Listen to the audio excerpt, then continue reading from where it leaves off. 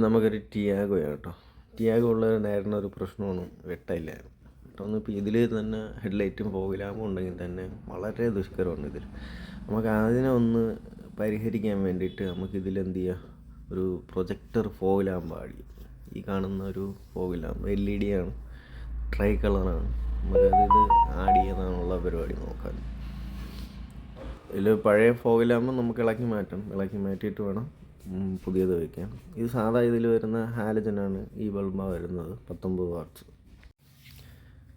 ഇനി പുതിയത് പിടിപ്പിക്കാം. എല്ലാം സെറ്റ് ചെയ്തിട്ടുണ്ട്, വയറിങ്ങൊക്കെ സെറ്റ് ചെയ്തിട്ടുണ്ട്. ഈ ഫോഗ് ലാമ്പിൽ ഇതിൽ ഡിമ്മും ബ്രൈറ്റും ഉള്ളതാണ്. അപ്പോൾ ഈ കപ്ലർ പോലെയൊക്കെ കണക്ട് ചെയ്തെടുത്തിട്ടുണ്ട്. ഇതാണ് ഫിറ്റിങ്ങിന് ശേഷമുള്ളത്. ഇതിപ്പോൾ ഞാൻ ദൂരെ നിന്ന് നോക്കുമ്പോൾ നമ്മൾ കണ്ണിലടിക്കുന്നുണ്ടോ ചെക്ക് ചെയ്യുന്നതാണ്.